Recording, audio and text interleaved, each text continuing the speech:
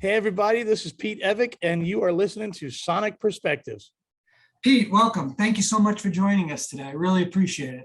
Thank you for having me. What an honor. What an honor. Yeah, we're talking with guitarist Pete Evick, the Bret Michaels fame, to talk about two new songs he just released, My Best Days and 99 Red Balloons. So this is a little homecoming of sorts. We haven't spoken together since like 2015. In a long time. Yeah, I saw you play Fox and Friends, and that's kind of where I met you. And we did an right. interview for another site. And, you're such a nice guy. You took me backstage in that area and you showed me all of your guitars and Bret's. It was really a special moment. Thank you. I remember all that. That backstage at Fox and Friends is really just the other side of the stage. It wasn't but yeah, what a crazy gig that is. Do you go to a lot of those? I did. Alice Cooper did one, and I think one or two other bands did it. Bret did it twice. We've done it 3 times. We've done it 3 times. I know I've been to 2. And then Dee Snider did it. What's that? Dee Snider did it. Yes, Dee Snider did it. I didn't go to that, but Dee Snider, maybe Twisted Sister did it. And since COVID, they haven't been doing it, but I hope they bring it back. Oh, Def Leppard. I saw Def Leppard there. That was awesome too. But I will tell you that that is one of the, it's so cool to do, but sound checking at 4 o'clock in the morning in Times Square, basically, or New York City, is what a weird sensation. You know, it's just weird to think that you're a full-on rock band blaring it out between 4 and 5 o'clock in the morning. But what a lot of fun. It's cool. The atmosphere down there and the energy at that time in the morning is great. Like it was a party. Yeah, very much. And they were giving away ribs. It was like, it's 5 o'clock in the morning. I can't eat a rib at 5. Famous Dave's it was Famous Dave's ribs. Yeah, it was something like that. Famous Dave's. He came down with the ribs and it was like, yeah, I wanted to eat it, but I was just like, it's 5 o'clock in the morning. I can't eat a rib. Exactly, I'm just not there. It smelled so good. And we were all walking around by it. And we're like, I'm not eating ribs at 5 a.m. That's weird. You know, I loved it because I took pictures of you guys that day. And you set me up right in front. It was wonderful. But I like that juxtaposition of like you and then like a building. You know, you never see that. You know, and it's just like so bizarre. And in the background is more buildings. And it's just like, it's just so bizarre that it looks so cool. That's what I loved about it the most. And like your backdrop was only so high, so I could get the pictures of the building behind. That's right. That's right. I remember one night or one morning we did it the same morning that we were playing there. Another news channel, I guess, does the same thing. Today Show, yeah. And they had Train the same day we were playing. I thought that was kind of weird, or it was cool. I kept trying to hear them, but we were too far away to be able to hear them play. Yeah, they play. The Today Show plays like somewhere right around Radio City Music Hall. You were like in front of Radio City, and they were on the back side. Yeah, but very, very close, respectively. You know. Yep. I thought that was cool. I'm a big Train fan. Those guys have done some cool things. They great. Just songs to listen to, like they don't make you hyper, they don't make you sad, they're just feel good. I like it. You know, I like all kinds of stuff. And that's a perfect segue into your songs. I mean, My Best Days is a tremendous song. I mean, you could give Bon Jovi a run for his money on that one. I don't think he's done anything that good in 20 years. Did anybody tell you to say that? Swear to God, no. I thought you sounded like John Bon Jovi, and I thought it sounded like a great Bon Jovi song, a hit Bon Jovi song. And you can look me in the eye and tell me that nobody preempted you to say anything like that, because the song was produced 100% intentionally to sound as if it came off the New Jersey record.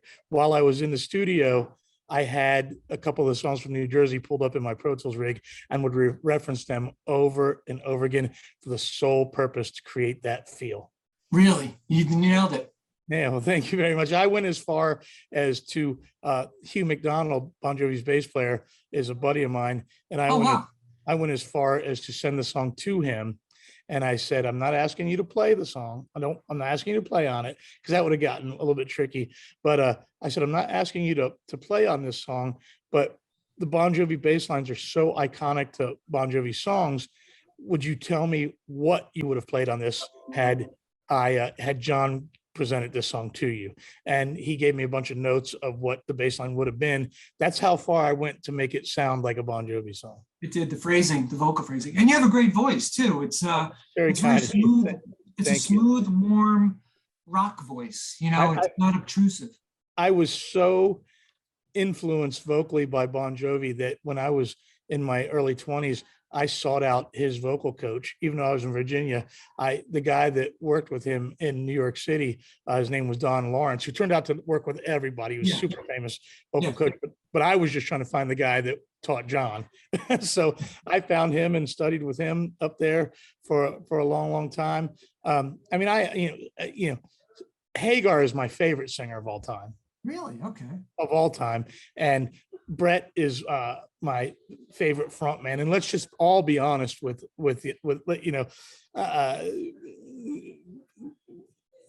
most of us, probably our age, grew up thinking that going down in history, our generation's greatest frontman was going to be David Lee Roth. That's what we thought. Yes, 100%. Hands down. And it wasn't, because to this day, Bret's outlasted everything. He looks and sounds and still delivers 100% every night. I remember going to see Poison opening up for David Lee Roth on the Skyscraper tour. And I'm sure we've discussed it. But I wear that Van Halen flag. I got a Van Halen hoodie on right now. You have a tattoo, right? I have a Van Halen tattoo on my arm, and I live and I die for it. And as a 15-year-old kid, I was even more. I was obsessed, and I was, I loved Sammy when 5150 came out, but I didn't turn my back on Dave. I didn't take the sides like some people did. You know what I mean? But when I went to see the Skyscraper tour, and Poison was the opening act, I tell Bret the story all the time. It makes him nervous. He doesn't even like me to talk about it.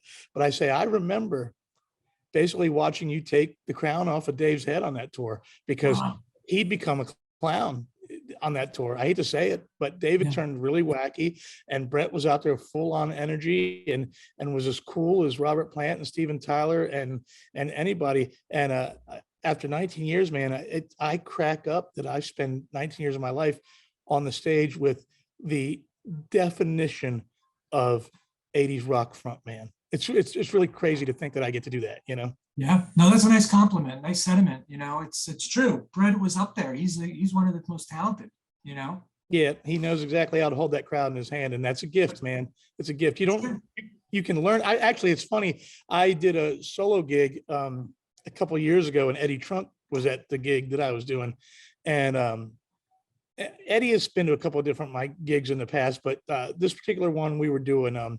Eric Brittingham from Cinderella was playing in this particular band with me, and we were doing a handful of 80s covers, and we did a Round and Round and Judas Priest, Another Thing Coming, and Bang Your Head from Quiet Riot, and of course we did a handful of Cinderella and Poison songs and some Van Halen stuff. But Eddie came up to me and he said, "Oh my gosh, Pete, you're such a front man. What a front man!" Because Eddie's known me mostly as Bret's guitar player for a long time. Such a front man.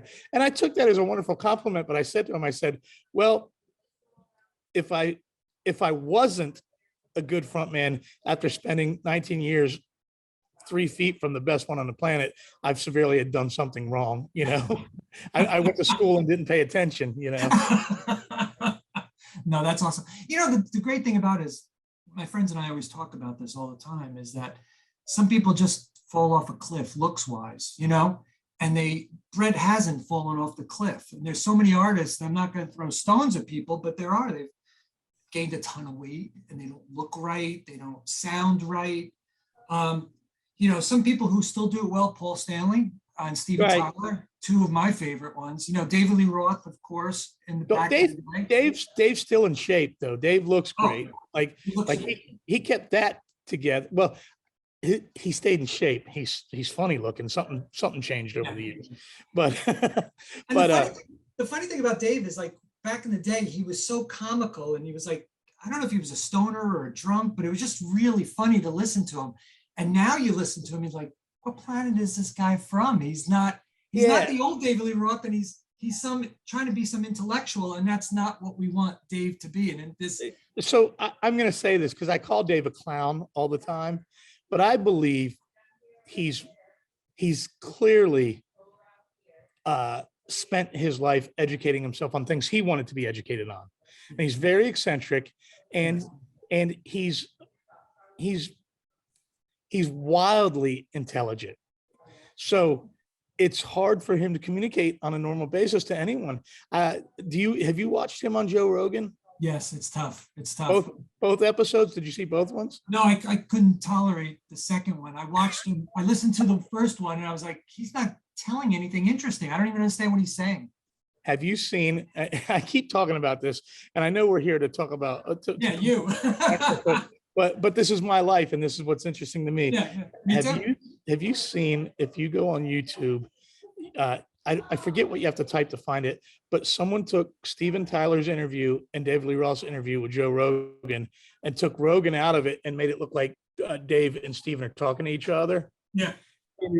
You have to watch it, man. I will. It is the most amazing thing, because Tyler's a little wacky when he talks too, man. Yeah. He's a little out there, but what was my point though is that Dave, what planet is he on? But you still get the sense that he knows something we don't know. He's pretty intelligent dude, No, I'm not questioning it. It's just like, how did he go from? It's like Spicoli. It's like I want to see Spicoli out there, and it's like it's not. It's not. It's like, and there's always a very strange hint of anger lying under Dave's presence these days. You get the sense when he's talking that at any given moment, he may work himself into a frenzy and be angry at something. You know what I mean? Yeah. But there was one moment on Rogan's podcast where they the second one, where they start talking about the defund the police.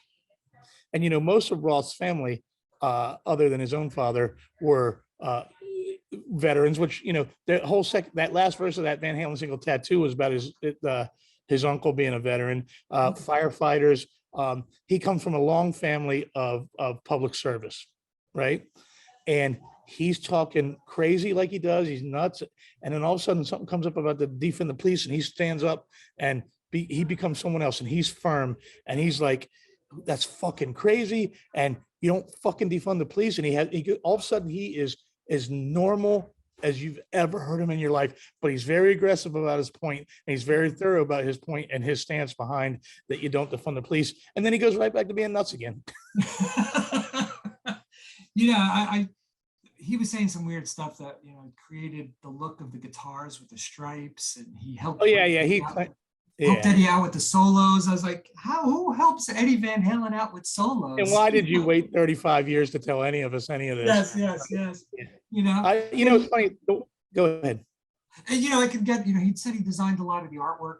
You could have that, for the album covers, you could take all the credit. Yeah. For that, but you don't mess with the guy's iconic guitar, and you don't mess with his solos. That's nobody. That was him, Right. Yeah. You weren't there when he clearly wasn't there the night that Ed performed Beat It. He didn't need him for that, for the solo. You know what I mean? So you know what I'm saying. And he didn't need him from 5150 on, where some of the most incredible guitar solos ever were. So that's very true.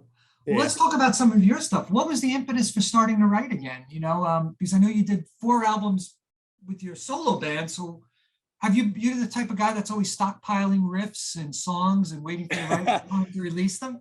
I have a very, very interesting perspective, and as I've started to do some press for the release of these songs, it's been actually therapeutic to me to talk to people, and I've been open about some things that I've kept inside of me for about 10 years that relate to what we're talking about. Is I've been in Bret's band for 19 years. Mm-hmm. And when I started writing records with Bret, he writes a certain way, and it morphed the way I write songs. And I'm not saying which way is right or wrong. All 4 of the records that I wrote with Bret have been Billboard Top 40 records, one of them all the way up to number 17. And all of them I think all of them went to number 1, at least for 1 week, on the rock charts. So in those terms, whatever he's doing is right. Working. Yeah, so but it was different than the way I write. Mhm. And the Evick music prior to being with Bret was very Bon Jovi like and very John Cougar Mellencamp like. I'm a huge Mellencamp fan. As far as that storytelling kind of hometown boy type of stuff. I mean, I always make the joke that I come from Manassas, Virginia, and so I always say I'm Virginia's Bon Jovi and I'm Virginia's Mellencamp because I stayed here. I'm still in the same town I grew up in, despite all the time I've had to spend in Los Angeles and New York City to create a career. You get where I'm going with that. Yeah. And I like both of their approaches to songwriting and the Tommy and Gina approach or the Jack and Diane approach. I like that stuff. And I've always written music from the heart. Every single song I've ever written, minus maybe one or two, has been a story of my life, but a story of my life that I felt other people could hang on to or relate to. And that was what was important to me, being a voice of the people like me, right? It wasn't ever about selling out Madison Square Garden. It was never about being a huge rock star. It was about connection and creating a soundtrack to, could have been 3 people or 10 million people, that we were alike. Mhm. And that's what my music, that's what Evick was about. So I get in Bret's fan, and it's the most amazing thing in the world. I was a Poison fan through and through. I have videotapes of myself and my drummer Chuck playing Poison songs at my high school talent shows. I have a picture of my mother before she passed away, wearing a Poison a T-shirt that was mine that she wore one of my shows. But when I got in Bret's fan, my life changed, and all of a sudden I was flying in private jets all over the world, and I was on national TV shows. I was at the Playboy Mansion. I was, hanging out with all of my heroes were suddenly on my speed dial. And I was very lucky. I was very fortunate. That movie Rockstar, as corny as it is the story of my life. That when I watch that movie, it's me. You know what I mean? Yeah. And I was staying in the penthouse suites of all the greatest hotels, and we were playing sold out arenas, and my life just changed, not necessarily overnight, but really fast. Right. And I guess I could say I had writer's block, but what I really had was I couldn't write those Evick songs anymore, because I didn't feel like anything I could write was relatable to anybody. Right. No, Psycho Circus from Kiss, right? Isn't that what you got behind you right there? Yeah. I use this as an example. I think, are you as big a Kiss fan as I am? I'm a huge Kiss fan. Yeah. Bigger than any other band for the most part. Yeah, The reason why I started playing guitar. I have the Van Halen tattoo here. On the other arm, I have Ace Frehley's makeup. Oh, I didn't know that. Yeah. So that way, when I'm playing, the Van Halen tattoo's on this side and Ace is on this side. So anytime I'm playing guitar, you can see both of them. Yeah. But I remember when Psycho Circus was coming out, and the anticipation, at least for me, and I think all of us, there was this inner child of us that thought we were going to get Love Gun or Destroyer. Mm. Right. Yeah. And we did not. We got a terrible record, if you ask me. Psycho Circus was a cool song. There was a lot of cool things, but lyrically there was nothing for me to hold on to. There was some song on there about, I forget, raise our glasses. Raise your glasses. Right. And there was 3 or 4 songs on there where Gene's lyrics were just about how rich he was. Right. Yeah. And there was some braggadociousness going to it that was not shouted out loud by any means, and that really turned me off with Kiss. And so once I was in Bret's fan, I thought, I can't write anything that's honest that my neighbor could relate to right now. He doesn't want to hear that I was bored at the Playboy Mansion, jumped over the back wall to leave it one night like that. You know what I mean? You know what I mean? And or that, that I was stayed for free at the top of the Trump Plaza in Manhattan for 7 nights. You know, and I was very alone during those times because I had removed myself from the guys in Bret's band were my band, if you remember, for a long time. And my drummer and me, Chuck, we've been together 36 years. And we'd moved, me and Bret became a unit of, we were traveling, me and him in the same bus, and we would go on his plane, and everyone else became a little bit different. And I don't know that there was resentment, but we weren't the same anymore. We didn't have the same things to talk about. But Bret was different too, because Bret had been through all of this. So I couldn't really share my excitement with him. He'd done it for 30 years. You know what I'm saying? So it was a very, very alone time. I told the story the other day. We wrote that song, Nothing to Lose, with Miley Cyrus. And we released that song. And it debuted, the record came out and it was number 17 on Billboard. It was number 1 on the rock charts. And it was the highest added song to radio on rock in its first week, the debut. It beat out Nickelback and Bon Jovi's new single. Wow. And it was the most amazing, accomplished moment of my life. And we woke up that morning in Dubuque, Iowa, and I was on Bret's bus, and my marriage had broken up and was in the darkest spot of it.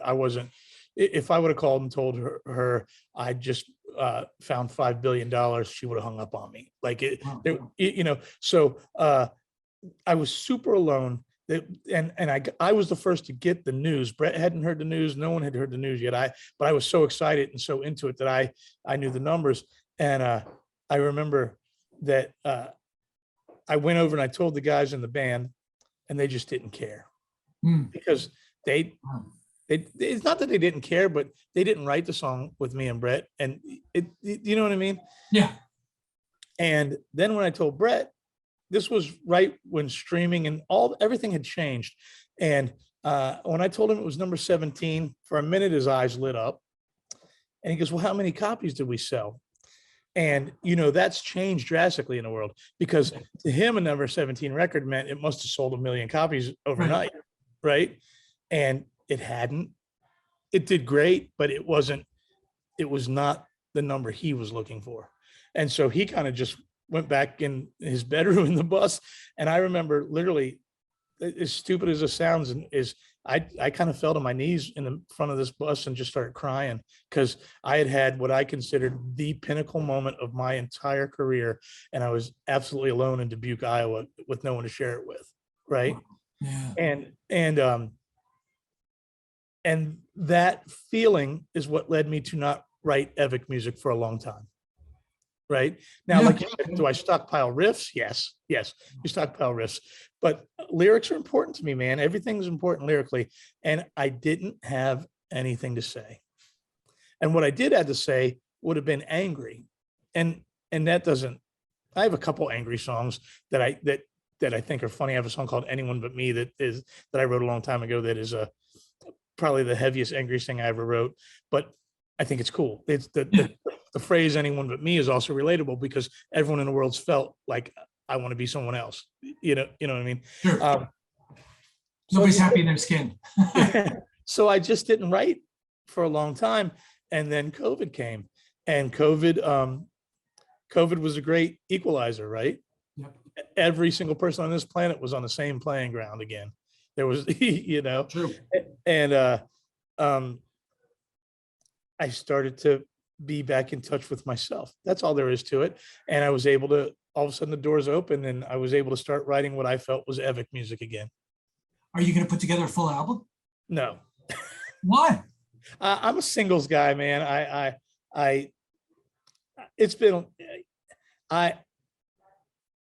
work one song at a time. And the way the industry is now, as soon as that song's done, I want the instant gratification of that song. I don't want to wait, because 6 months from now, I might think I don't like that song. So I'm going to finish the song and I'm going to put it out. and then the next one, the next one. There's no, I might make a collection of I might put some stuff on vinyl. That's cool. That's something I haven't done yet. And I've also thought about, I think it's starting to be trendy to put things on cassette again, I think.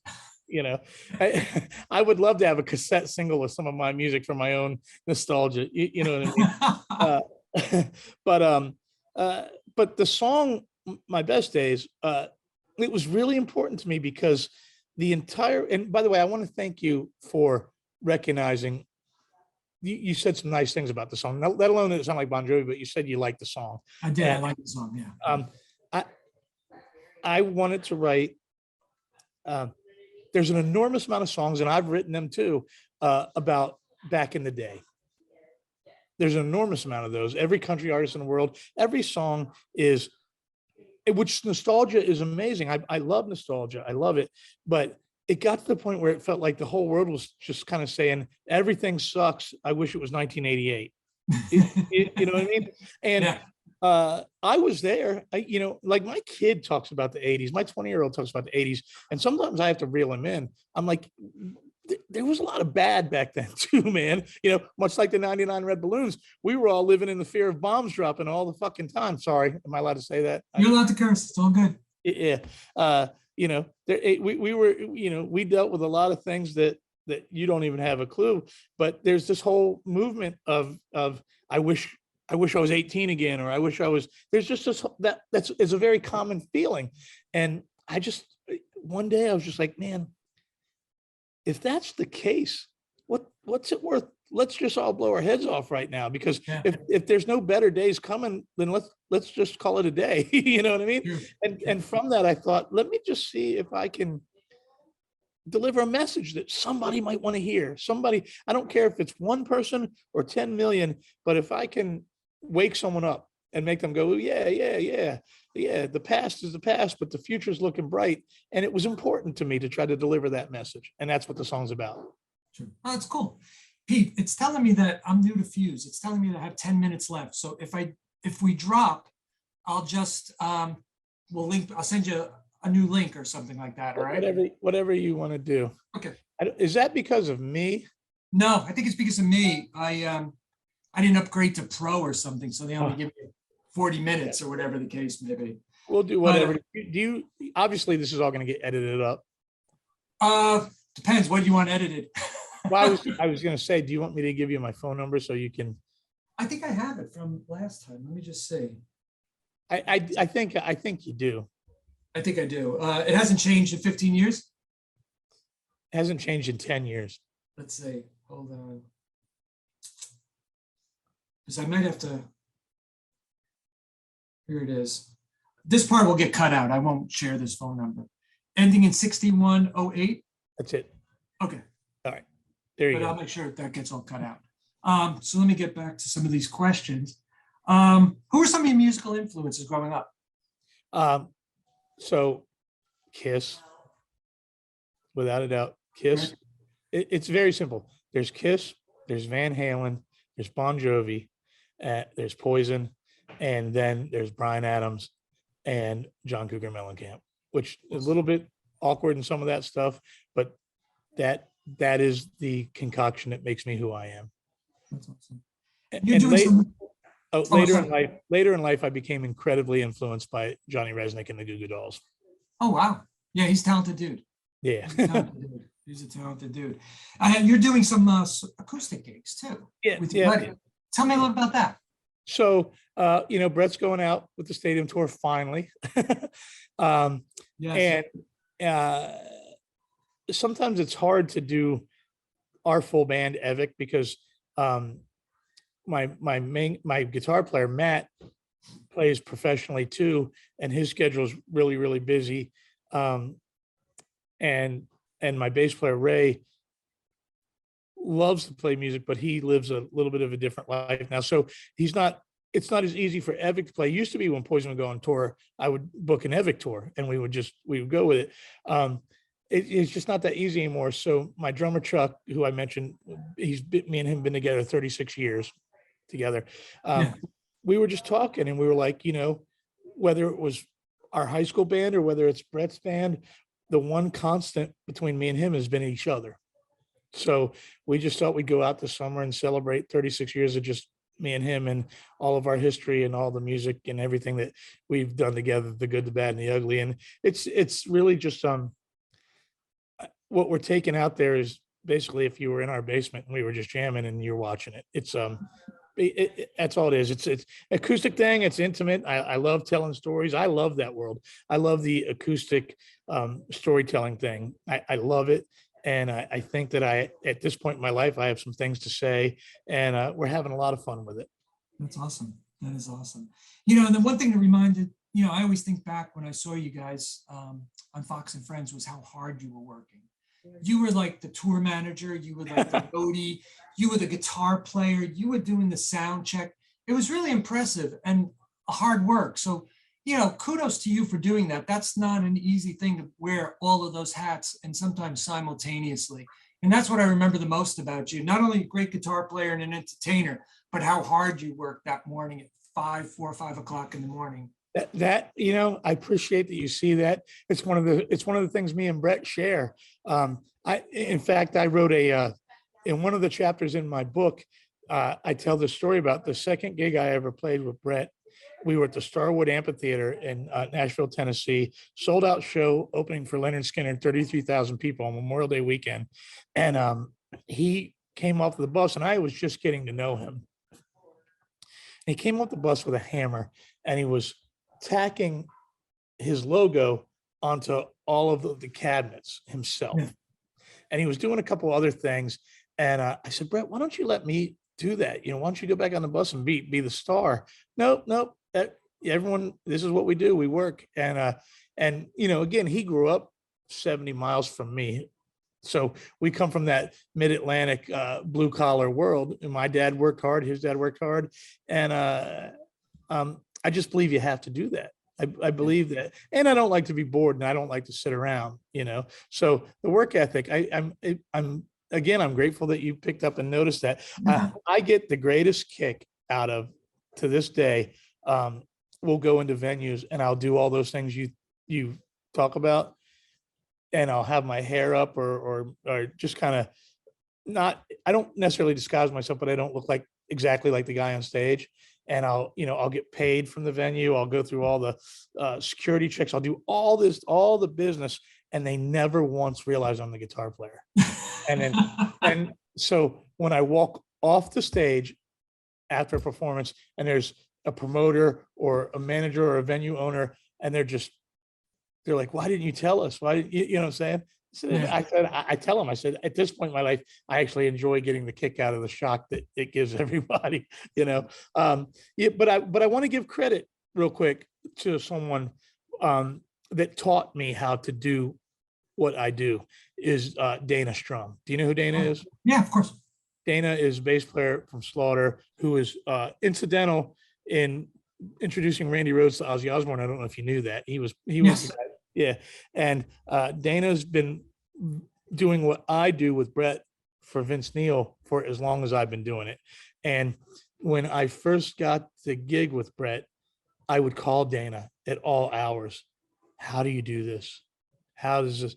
And he was like a college professor to me. He taught me how to be the bass player, a musician and a tour manager. And so he may never see this, but I have to give Dana credit. I would not be what I am today without Dana. That's great sentiment.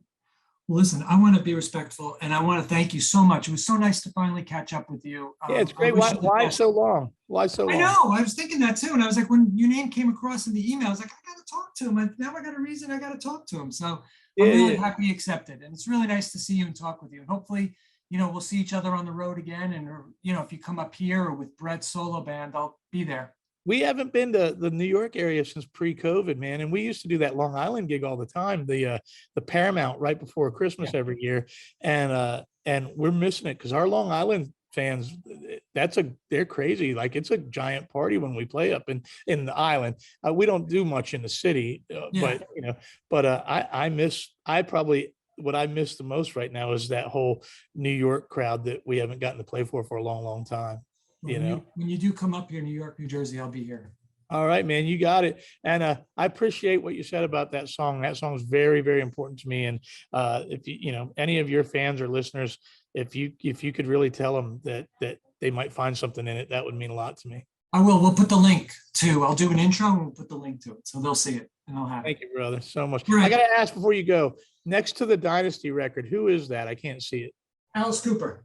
Oh, it's a glare to me. So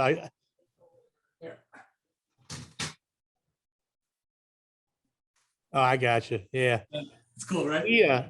Not that he wasn't always destined for it, but he's become legend. Like, I mean, he's always a legend, but he's going to go down in history much, much bigger than I think he even anticipated.